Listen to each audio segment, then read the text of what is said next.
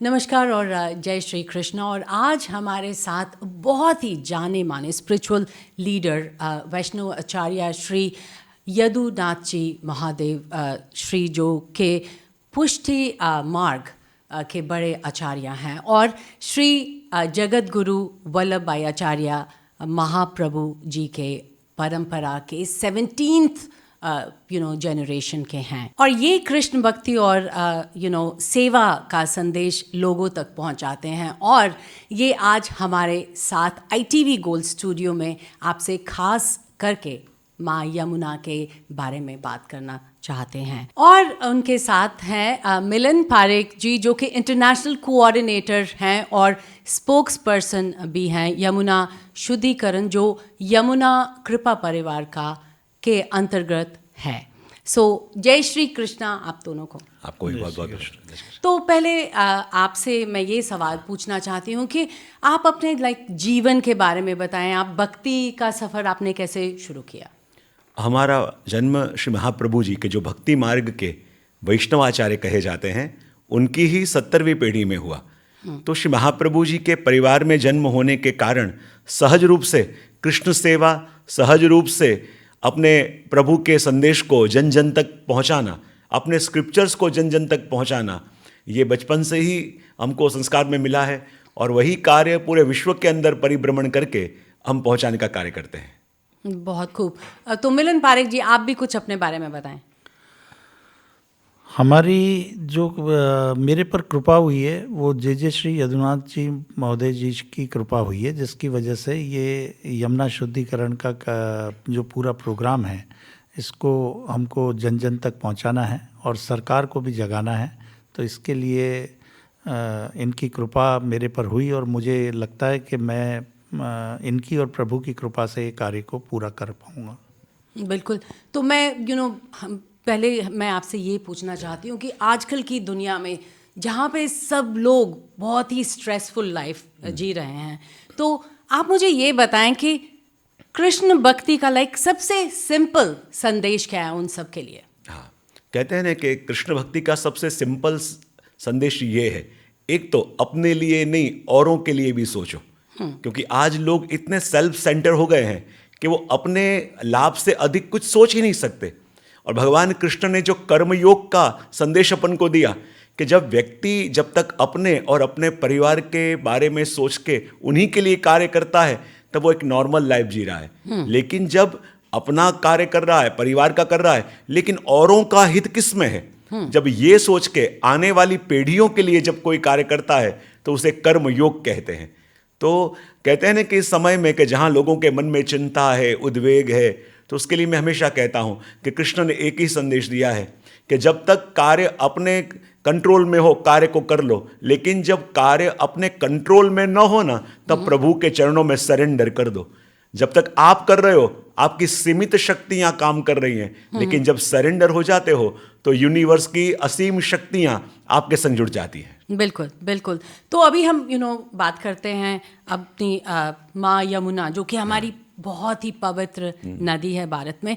तो आप मुझे ये बताएं कि आपको उनकी आज की जो हालत देख के आपको कैसा महसूस होता है? मन में बहुत पीड़ा होती है, मन में बहुत दुख होता है।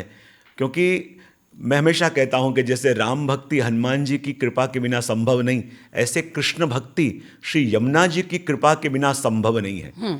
कृष्ण की लीलाओं का, कृष्ण की कथाओं का आप श्री यमुना जी के बिना संकल्प या विचार नहीं कर सकते। जब जब भी कृष्ण को याद करोगे, श्री यमुना जी को याद करे बिना कृष्ण लीलाएं कहीं ना कहीं अपूर्ण हैं। और वो यमुना जी के जिनके प्रत्येक वैष्णव के घर में जब बालक का जन्म होता है ना और जब बोलना सीखता है तो पहले उसे यमुनाष्टक सिखाया जाता है। बिल्कुल। और यमुना जी अपने वहाँ कहते हैं कि अपनी एक माँ है, स्पिरिचुअल माँ है। बिल्कुल। और ये माँ की जब ऐसी दशा देखते हैं तो देख के बड़ी पीड़ा होती है, बड़ा दुख होता है और लगेगा कि कभी ना कभी किसी ना किसी को तो आवाज़ उठानी पड़ेगी। और जब आवाज़ उठेगी, मुद्दा गर्म होगा, तब जाके कार्य के लिए वर्षों लगेंगे, लेकिन बात को उठाना तो पड़ेगा। और जब बात उठेगी और जो सत्ताधारी हैं उन तक पहुंचेगी तब तो बात का कोई परिणाम अपन को निकलता नजर आएगा। और इसीलिए हम ये बात कर रहे हैं और मिलन भाई भी हमारे संग जुड़े और उनका भी बहुत उत्साह है कि बात को हमें जन जन तक, विश्व के कोने कोने तक पहुंचाना है, ताकि ये आवाज़ कहीं सीमित शहर से उठी, किसी गांव से उठी न लग के एक विश्व पलक पे ये बात उठ रही है। ये जब लोग देखेंगे तो इसका इम्पैक्ट भी जरूर आएगा, ऐसा मेरा विश्वास है। बिल्कुल। तो अभी मैं आपसे ये पूछना चाहती हूँ, क्योंकि अभी हम यही बात कर रहे थे कि आपने योगी आदित्यनाथ जी को भी आप यहाँ से चिट्ठी लिख रहे हैं from all of us here, तो उसके बारे में आप कुछ बताएं।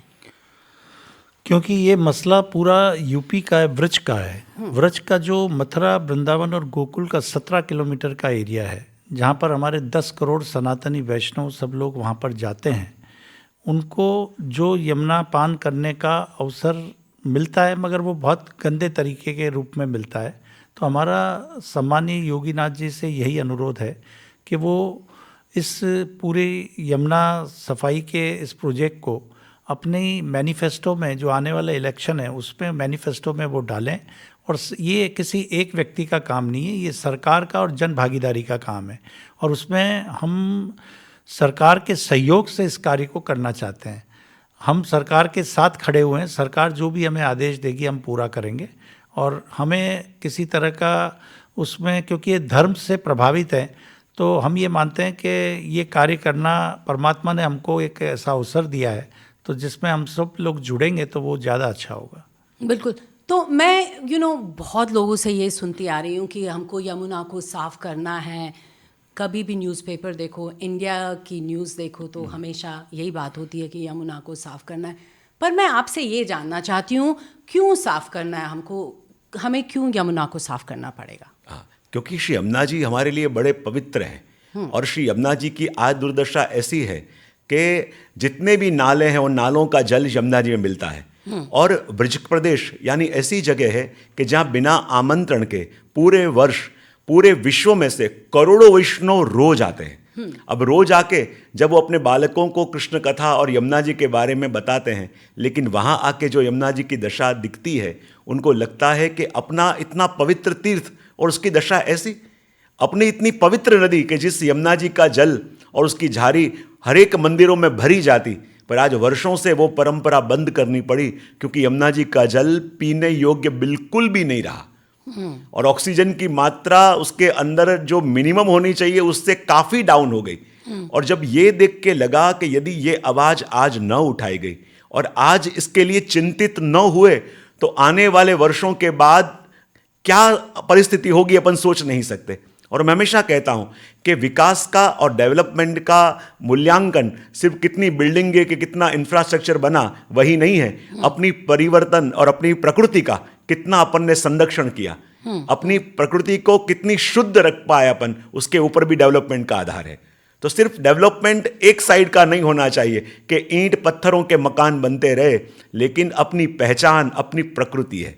और आश्चर्य ये देख के होता है कि जिन देशों में नदियों को सिर्फ नदी के रूप से माना जाता है, वहाँ शुद्धता दिखती है, लेकिन जहाँ अपन पवित्र मानते हैं, जहाँ अपन तीर्थ मानते हैं, जहाँ अपन माँ मानते हैं, और वहीं अनजाने में अननोइंगली अपन वहीं दूषण करते हैं। तो ये एक अवेयरनेस क्रिएट करनी है हमको कि जन भागीदारी, गवर्नमेंट अपना रोल निभाएगी, लेकिन जब तक वहाँ आके कचरा डालने वाले, वहाँ आके अपने सारे फूल वगैरह पूजा की सामग्री डालने वाले वो भी जागरूक नहीं होंगे न, तब तक एक पक्ष कभी भी कार्य कर नहीं पाएगा और रिजल्ट मिल नहीं पाएगा। तो ये जन जन तक पहुँचाने के लिए, क्योंकि पहले क्रम था कि कोई भी पवित्र वस्तु है ले जाके पवित्र नदियों में डाल दो, बिल्कुल, और आज भी वो जागरूकता कहीं ना कहीं लेक है, मिसिंग है। तो उसके लिए हमें जगाना है कि यदि आप उसे पवित्र नहीं मानोगे और आप अपना कर्तव्य नहीं निभाओगे, तो गवर्नमेंट भी कर करके कितना कर पाएगी। बिल्कुल। ये हमें जब तक अपने कर्तव्य के लिए सजाग कोई नहीं करेगा और अपन कटिबद्ध नहीं होंगे, तब तक रिजल्ट देखने को नहीं मिलेगा। बिल्कुल। तो आप मथुरा, वृंदावन, ब्रज, गोकुल की बात कर रहे हैं कि वहाँ पे यमुना जी का वो बहुत ही पोल्यूशन है, तो साफ करना है। दिल्ली में भी यमुना जी हैं, तो उसके बारे में आपने क्या सोचा? दिल्ली के लिए अभी रेखा गुप्ता जी जो वहाँ के सीएम हैं, वो काफ़ी कार्य कर रहे हैं, काफ़ी कार्य हो भी रहा है, और वो कार्य धीरे धीरे होगा। लेकिन जो सबसे अधिक महत्व की जगह है, जो एक निग्लेक्टेड एरिया फील हमको हो रहा है, वो ये ब्रज प्रदेश का है। और ब्रज प्रदेश के जहां लोगों की, हजारों लोगों की आस्था जुड़ी हुई है। दिल्ली की बात करें, दिल्ली में भी होना चाहिए, शीघ्र होगा, पर दिल्ली में यमुना जी जो हैं अधिकतर वहां कौन जाता है? जो दिल्ली वाले हैं। पर ब्रज प्रदेश जो है, गोकुल, मथुरा, यमुना जी जो वृंदावन में है, पूरे विश्व में से आज 8 से 9 करोड़ सिर्फ अपने पुष्टि मार्गी वैष्णव हैं ना, वो जब भी साल में एक बार इंडिया आएंगे तो व्रज जाए बिना वापस नहीं आएंगे। और जो भी कृष्ण भक्ति में मान रहे हैं, आज करोड़ों लोग हैं विश्व में, कि जो भी व्रज के लिए आएंगे, इंडिया आएंगे, तो मथुरा के गोकुल के वृंदावन जाए बिना वो वापस नहीं आते, वरना उनको लगता है कि हमारी भारत की यात्रा अधूरी रह गई। तो आज पूरे विश्व के लोग जब आते हैं ना, तो वो एक भारत की छवि लेके जाते हैं। वो सिर्फ एक तीर्थ नहीं देख रहे, वो सिर्फ तीर्थ का जल नहीं देख रहे, ये एक भारत की एक मिनी छवि कि भारत क्या होना चाहिए। आज विकास की बातें हो रही है, लेकिन ऐसी अवस्था क्यों? तो आज की नई पीढ़ी जब पहली बार माँ बाप उनको लेके आए कि इंडिया देख कृष्ण की भूमि कहाँ है, वहां देख, और लेकिन वो दृश्य देखते हैं तो एक क्या मैसेज और एक क्या इम्पैक्ट वो अपने मन पे लेके जा रहा है, और अगली बार वो आने की चाहेगा कि नहीं चाहेगा, ये भी हमें देखना पड़ेगा। आज अपन लोगों से कहते हैं कि युवाओं को भी धर्म की तरफ मोड़ो, आज उनको भी लेके जाओ, पर वो व्यवस्थाएं और वो परिस्थितियां हमको खड़ी करनी पड़ेगी कि जहां एक बार युवान आवे ने, आके उसे एक डिवाइन फील होना चाहिए। ऐसे नहीं कि यहां गंदगी पड़ी हुई है, पीने के योग्य नहीं है। तो क्या मैसेज अपन ने उनको दिया? आज आज़ादी के इतने वर्षों के बाद जिस नदी का नाम अपने एंथम के अंदर भी आता है, और उस नदी की ऐसी दशा देखेंगे तो अपन क्या मैसेज अपने आने वाली पीढ़ी को दे रहे हैं? बिल्कुल बिल्कुल। तो मैं आपसे मिलन जी ये सवाल पूछना चाहती हूँ, क्योंकि आप PMVS को रिप्रेजेंट करते हैं, तो आप मुझे ये बताएं कि उनके थ्रू आप क्या मैसेज देना चाहते हैं? जितनी भी हमारी डायस्पोरा है, इंडियन डायस्पोरा है, वो कैसे आपकी मदद कर सकें? इसमें जन जन की जो भागीदारी है, उसमें हम सभी ऑर्गेनाइजेशन से अपने लेटर्स ले रहे हैं। जैसे अभी ब्रज मंदिर से यहाँ से लेटर लिया, अभी हम ये जो उमिया धाम है वहाँ से लेटर ले रहे हैं। उसके बाद जे श्री का प्रोग्राम ह्यूस्टन में है, तो वहाँ से भी हम लोग गुजराती समाज से भी लेटर लेंगे। सारे समाज, यूपी समाज, गुजराती समाज, बिहार के लोगों का जो समाज है, सबसे लेटर लेकर, और हम ये सरकार को ये मैसेज देना चाहते हैं कि इतने सारे लोगों का, जन जन का ये आवाज़ है, तो इसको आप किसी भी तरह से इसको मैनिफेस्टो में ऐड करिए। हमारा वहाँ तक का ही सफ़र है, क्योंकि हम जानते हैं कि इसको सफाई करने के लिए समय भी बहुत चाहिए, पैसा भी बहुत चाहिए, पर अभी जैसी स्टेज और स्थिति है उस हिसाब से अगर ये मैनिफेस्टो में चीज़ आ जाती है तो उसके बाद मैं नहीं समझता हूँ, जैसे रेखा गुप्ता जी ने दिल्ली के मैनिफेस्टो में दिया था यमुना सफाई का, तो आज वो काम चालू हो गया। इसी तरह से यूपी में अगर होगा तो यूपी के नेक्स्ट इलेक्शन में हमारा काम चालू हो जाएगा। तो दूसरा सवाल आपसे, लाइक अभी आप यहाँ का टूर ले रहे हैं, तो आप यहाँ के जितने भी विदेशी भक्त हैं, आप उन्हें क्या कहना चाहेंगे? सबसे पहले तो हम जब भी कथा यहाँ पे हो रही है, जैसे अभी पेंसिल्वेनिया वर्ज के अंदर हुआ, अभी न्यू जर्सी उमिया धाम में चल रहा है, इसके बाद ह्यूस्टन, एटलांटा, हर जगह है। इससे पहले लंदन होके हम आए, तो वहाँ पे जो भी श्रोता वर्ग है उसको सबसे पहले तो अवेयर करते हैं कि अपनी भक्ति भी कहीं अंधभक्ति न हो, अपनी श्रद्धा भी कहीं अंधश्रद्धा न हो, कि श्रद्धा के नाम पे अपन ब्रज में जाते हैं और जो भी माला इत्यादि यहाँ से लेके जाते हैं, और वही सूखे हुए पुष्प और सूखे हुए माला जी अपन डालते हैं। आज करोड़ों लोग आएंगे और करोड़ों लोग यही करेंगे, तो अपनी नदियों की पवित्रता अपन अक्षुण्ण कैसे रख पाएंगे? तो सबसे पहले जो पुरानी ग्रंथियाँ उनके मन में पड़ी हैं कि पवित्र वस्तु ले जाके पवित्र नदी में पधरानी चाहिए, लेकिन देश काल परिस्थिति जैसे जैसे संयोग बदलते हैं, अपनी भक्ति का व्यवहारिक रूप भी हमको बदलना पड़ेगा। तो ये लोगों के मन में और बहुत सूक्ष्म रूप से बचपन से जो ग्रंथियां पड़ी हुई है ना, उनको रिजॉल्व करना, उनको ठीक करना भी बड़ा मुश्किल है। तो वो कर रहे हैं, फिर संकल्प लेवा रहे हैं और शपथ लेवा रहे हैं कि जब भी मैं ब्रज में जाऊंगा तो ब्रज में जाने के बाद मुझसे ऐसा कोई कार्य नहीं होगा कि प्रत्यक्ष या परोक्ष रूप से श्री यमुना जी में मेरे द्वारा कोई पॉल्यूशन हो, या श्री यमुना जी के प्रति न किसी को मैं ऐसे जागृत करूंगा या प्रोत्साहित करूंगा कि यमुना जी में ये पधरा। और मैं अपना उत्तरदायित्व समझ के श्री यमुना जी की शुद्धिकरण के लिए, देखो मैं तो ये हमेशा कहता हूँ कि लोग यमुना जी में जावें तो जाके उत्सव करते हैं, मनोरथ करते हैं, और मैंने तो यही प्रण लिवाया कि अब जब भी जाओ खर्चा और मत करो, ये करो कि मुझे एक आदमी को हायर करके कैसे यमुना जी के इस घाट को शुद्ध करना है, कैसे मुझे वहाँ पर शुद्ध करना है। ये यदि लाखों करोड़ों लोग जो जाते हैं प्रतिवर्ष, जो वो कटिबद्ध हो गए, तो बड़े से बड़े कार्य को होते देर नहीं लगती। जब जन भागीदारी हो जाएगी ना, तब सरकार को भी लगेगा कि ये लोग सिर्फ कह नहीं रहे, स्वयं कर भी रहे हैं। और जब करते हुए देखेंगे, लोगों की भावनाएं, लोगों के इमोशंस जब यहाँ बहते हुए देखेंगे ना, तो गवर्नमेंट को भी करना पड़ेगा कि अब ये जन भागीदारी है, लोगों की भावनाएं हैं, और लोगों की भावनाओं को रिस्पेक्ट करना कौन सरकार नहीं चाहेगी। बिल्कुल, तो वही जगा रहे हैं लोगों को। बिल्कुल। तो मैं आपसे ये पूछना चाहती हूँ, क्योंकि आप पहले भी बोले कि इसको साफ करने में पैसे लगेंगे, इसको साफ करने में ऑफ कोर्स मैन पावर लगेगा। तो आप यहाँ की जितनी भी हमारी इंडियन डायस्पोरा है, जो कि बहुत ही ज़्यादा इमोशनल हो जाती है जबकि इंडिया की बात आती है, तो आप उन्हें क्या बोलेंगे कि लाइक पैसा चाहिए, सब कुछ चाहिए, तो आप उनसे क्या बोलना चाहेंगे? आप उनसे कैसे आपकी वो मदद कर सकते हैं? हमारी मदद हमें पैसों से नहीं चाहिए, हमारी मदद उनके तन मन से चाहिए। धन की तो अभी कोई आवश्यकता ही नहीं, क्योंकि हम ये काम सरकार को सौंप रहे हैं। अच्छा। इंडिविजुअल तो हमारा कोई उसमें हेतु नहीं है कि हम किसी तरह से उसमें पैसे की डिमांड करें, क्योंकि हमें तो सरकार तक अपना मैसेज पहुंचाना है। जैसे आज रेखा गुप्ता जी सरकार के पैसों पे ही सारा काम कर रही हैं वहाँ पे, तो वो नेचुरल है कि वो वहाँ की जनता जगी। उन्होंने केजरीवाल जी के टाइम पे भी देखा कि वो सफाई नहीं हुई, और उन्होंने फिर ये अपना बीड़ा हाथ में उठाया, मैनिफेस्टो में लाए इस चीज़ को। इसी चीज़ को हम यूपी में सीएम के से मिलकर बीजेपी के मैनिफेस्टो में लाना चाहते हैं। इसलिए अभी तो इसी स्टेज पर कोई पैसे की कोई आवश्यकता नहीं है। क्योंकि हमने क्या ये उद्देश्य जब प्रारंभ किया, सबसे पहले अपने इंटेंशन को क्लियर रखा। आज बड़े बड़े मुद्दे उठते हैं, बातें आगे बढ़ती हैं, लेकिन एक हद तक जाने के बाद अपन ने देखा है कि सब लोग उसमें से छट जाते हैं, बिखर जाते हैं। बोले क्यों? कि कहीं ना कहीं कोई हिडन एजेंडा होता है।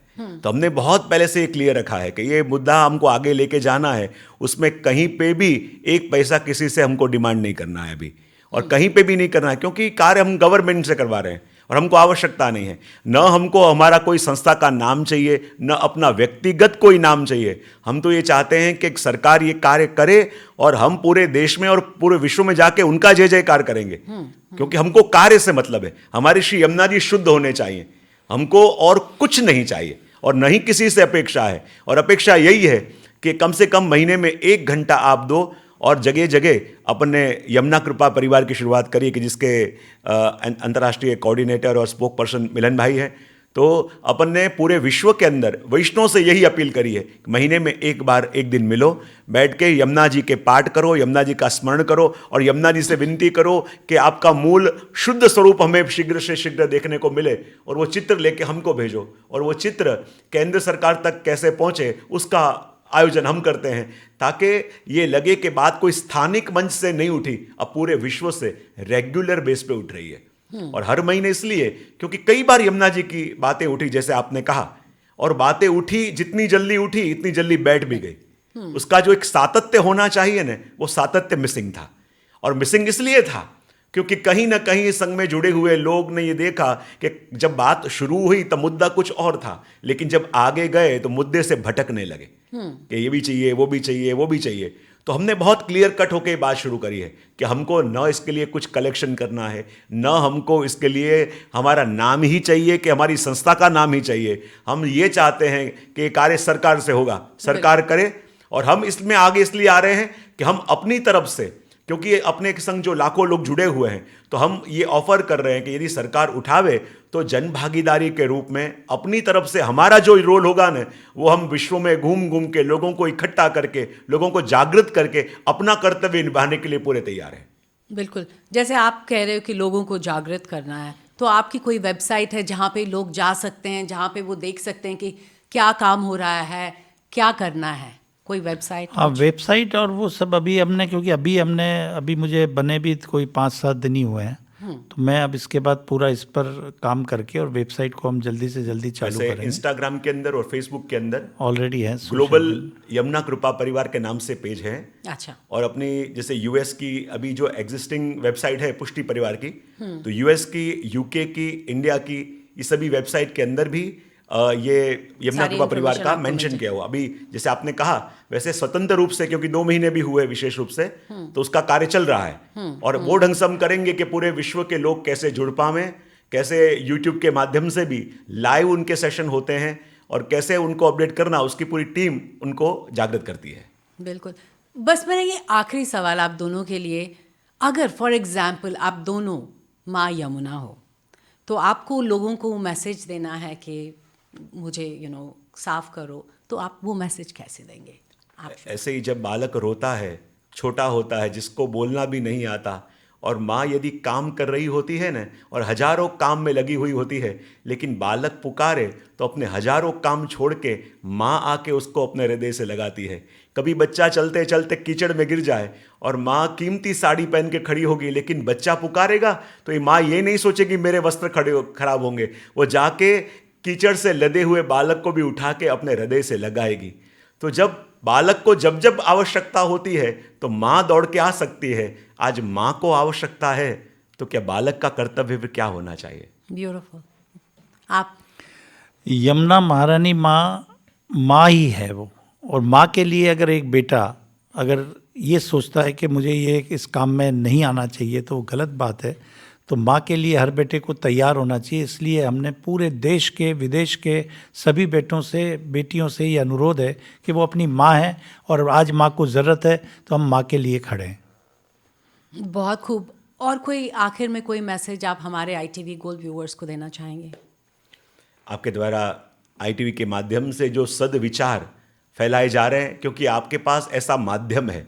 और आज दुनिया के अंदर इतनी नेगेटिविटी अपन देखते हैं, क्यों इंसान उठे तब से लेके सोए तब तक नेगेटिविटी, पर ये आपके माध्यम से, आपके इस चैनल के माध्यम से एक पॉजिटिव मैसेज आप जो लगातार लोगों को भेज रहे हो, ये सुन के बड़ी खुशी होती है। क्योंकि जैसे कहीं बाढ़ आई हुई हो तो हेलीकॉप्टर में से फूड पैकेट डाले जाते हैं, तो आज इतनी चिंता में लोग हैं कि उनको थॉट पैकेट्स की काफ़ी ज़रूरत है। और आप अच्छे थॉट्स, अच्छे विचार, एक अच्छा उद्देश्य, क्योंकि आज लोग बहुत कुछ करना चाहते हैं लेकिन उनके पास कोई एम नहीं है, और आपके माध्यम से आपने इस कार्यक्रम को मंच दिया, इसके माध्यम से कुछ लोग भी जागृत होंगे, तो ये आपकी बहुत यादगार सेवा इस चैनल के माध्यम से होगी।